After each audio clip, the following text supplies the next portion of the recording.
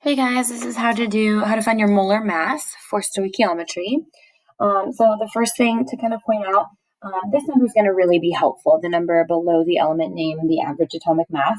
This is written in atomic mass units, but atomic mass units aren't very helpful because we can't measure them in a lab. They're too small. So that is where once you have your background of what a mole is, these units, grams per mole, actually provides us with a way to use this number and convert it into something that we can actually measure in a lab in terms of grams. So the mole is going to become super helpful in being able to convert lots of things to lots of other things. But that's kind of where that comes from. So gram over mole or gram sometimes slash mole, it means grams per mole. It's similar to 55 mph. You might probably have heard of that, 55 miles per hour. Really, that means 55 miles per hour, like that. And that means I go 55 miles in 1 hour. This is how many grams I have in 1 mole. So when you see a slash like that, the per slash, it usually means one of whatever's under it, just to give you a little bit of context, because that one will become helpful later. All right, so let me show you how to do one of these. So we're going to look at magnesium chloride, which is the example I did in class.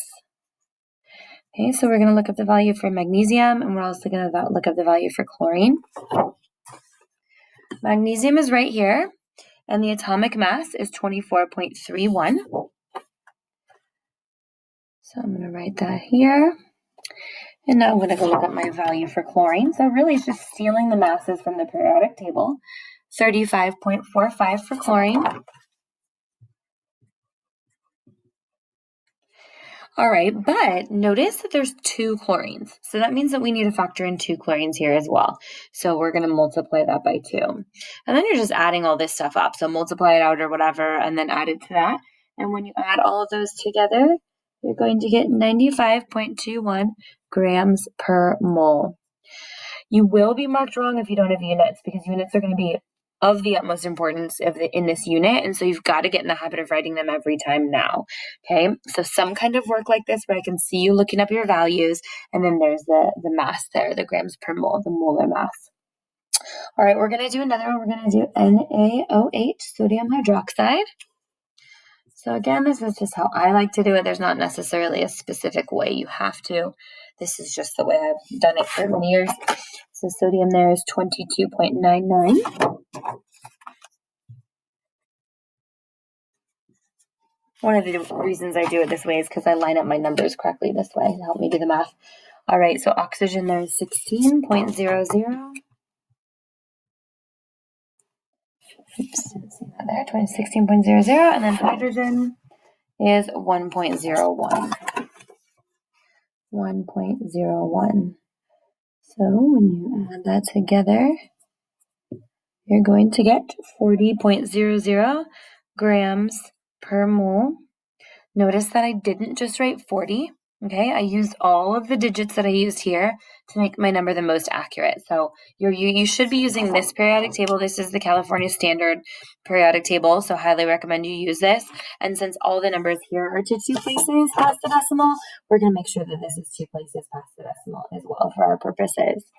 All right, one more, a little kind of longer one. This is calcium phosphate. So I have calcium, I have phosphorus, and I have oxygen. Those are the 3 elements I have.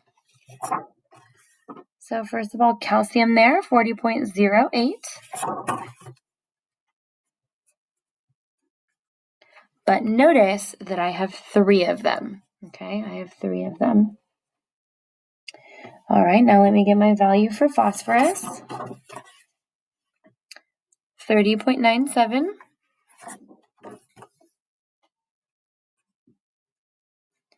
But also notice that I have 2 phosphoruses, okay? Let me make this a little bit bigger so you don't think this is polonium. This is phosphorus and oxygen. Okay, so I have 2 phosphoruses. This 2 goes to both parts here. So I'm going to multiply that by 2. And then over here, oxygen, 16.00.